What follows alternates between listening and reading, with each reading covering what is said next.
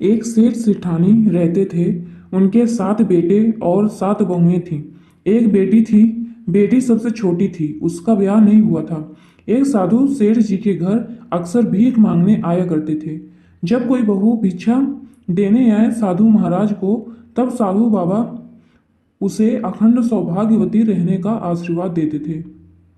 और जब बेटी भिक्षा देने आए तो महाराज धर्म में रहने का आशीर्वाद देते थे।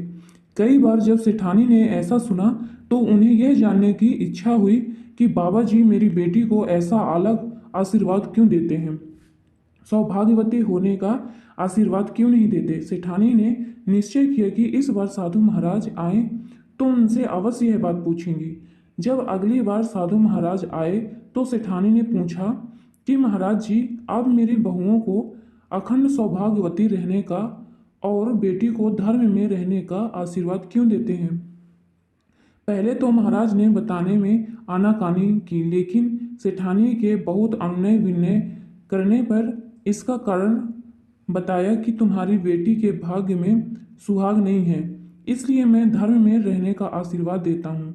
यह सुनकर सेठानी बहुत दुखी होकर अपनी बेटी को सुहाग पाने का उपाय बताने की प्रार्थना करने लगी साधु महाराज से।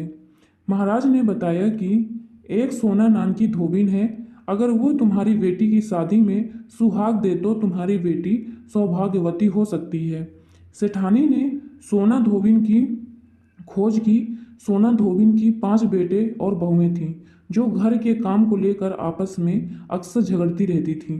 सेठानी ने सोना धोबिन के घर का पता लगने के बाद बेटी के साथ रोज रात में धोबिन के घर जाकर घर का काम करना आरंभ किया। इस तरह माँ बेटी को रात में चुपके से धोबिन के घर का काम करते हुए लगभग 15 दिन हो गए। धोबिन को बहुत आश्चर्य हो रहा था कि एक एक काम के लिए झगड़ने वाली मेरी बहुओं में कितनी सुमत हो गई है, कितने प्रेम से सब काम कर लेती हैं कि पता ही नहीं चलता। धोबिन ने अपनी बहुओं को बुलाकर उनकी प्रशंसा करने लगी। बहुओं को सास की बात समझ नहीं आ रही थी। सबने कहा कि हमने तो काम नहीं किया। अब तो धोबिन को बहुत आश्चर्य हुआ कि रात में चोरी से मेरे घर का सारा काम इतने परिश्रम से कौन करके जाता है। ये जानने के लिए रात को सोते समय अपनी उंगली काट ली कि दर्द से नींद नहीं आएगी, तब देखूंगी कौन आता है काम करने के लिए। जागते हुए धोबिन ने देखा कि 2 औरतें आकर बहुत ही आहिस्ता से घर का काम करने लगी। जब वो दोनों काम करके जाने लगी तब धोबिन ने उन्हें रोक कर पूछा, तुम दोनों कौन हो और इस तरह चोरी से मेरे घर का काम क्यों करती हो। तब सेठानी ने अपने माँ बेटी के आने का कारण बताया और दोनों ने सोना धोबिन के पैर छुए, हाथ जोड़कर सुहाग के लिए विनती की। सोना धोबिन भी बहुत असमंजस में पड़ गई, लेकिन उस कन्या के लिए ना नहीं कह पाई। आश्वासन दिया ब्याह में आने का। प्रसन्न होकर सेठानी माँ बेटी अपने घर गईं। कुछ समय बाद विवाह का दिन निश्चित हुआ। विवाह में आने के लिए सोना धोबिन को निमंत्रण भेजा गया। बाजे गाजे के साथ लेने गए सोना को। सोना ने अपने परिवार को बताया कि मेरा जाना आवश्यक है, इसलिए मैं जा रही हूँ। तुम सब लोग अपने पिताजी का ध्यान रखना। सबने आश्वासन दिया माँ को कि हम सब ख्याल रखेंगे। वहाँ शादी में पहुंचकर सोना ने विधिवत सुहाग दिया सेठ की कन्या को और चल दी अपने घर, क्योंकि उसे अपने पति की चिंता सता रही थी। रास्ते में किसी ने सोना को खबर दी कि तुम्हारा पति मूर्छित हो गया है। सोना को घबराहट होने लगी। कुछ समझ नहीं आया तो राह में पड़ा एक मिट्टी का मटका फोड़कर सामने बरगद के पेड़ की परिक्रमा करने लगी और अपने पति के जीवन दान के लिए ईश्वर से प्रार्थना करती जा रही थी। धीरे धीरे उसके पति की चेतना लौट रही थी। 108 परिक्रमा पूरी होने पर सोना ने सामने आ रहे राहगीर को उन मिट्टी के टुकड़ों को दान में दे दिया और शीघ्रता से अपने घर को चल दी। घर पहुंचकर देखा कि उसका पूरा परिवार पिता की देखभाल और सेवा में लगा हुआ है। सोना का पति चैतन्य होकर उठकर बैठ गया। परिवार के सभी लोग प्रसन्न हो गए। बस उन्हें यह बात नहीं समझ में आ रही थी कि अचानक पिताजी की ऐसी अवस्था क्यों हुई। तब सोना ने सारा वृत्तांत सुनाया।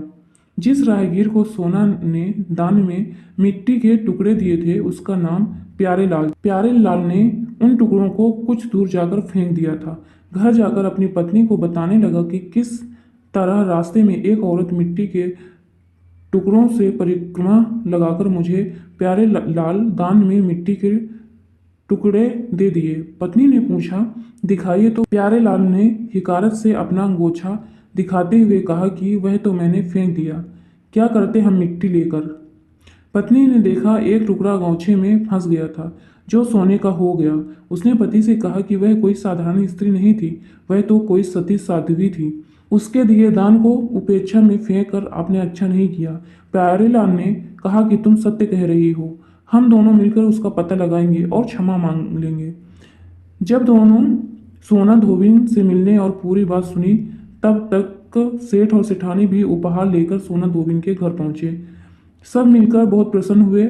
जब सोना ने परिक्रमा की, उस दिन सोमवार था और तिथि अमावस्या थी।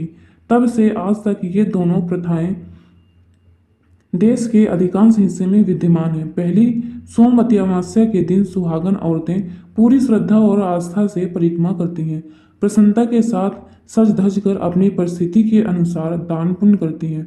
और दूसरी, कन्या के ब्याह में धोबिन का सुहाग भी अनुग्रह पूर्वक दिया जाता है। धोबिन को पूरे आदर सत्कार के साथ पूरा साज श्रृंगार और उपहार दिया जाता है। जैसे सेठ की कन्या को अखंड सौभाग्य मिला, वैसे ही सबकी कन्या को अखंड सौभाग्य प्राप्त हो।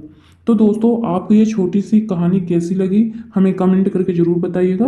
रोज ऐसी कहानियाँ पाने के लिए हमारे चैनल को सब्सक्राइब कर लें। वीडियो देखने के लिए आपका बहुत बहुत धन्यवाद। Thank you.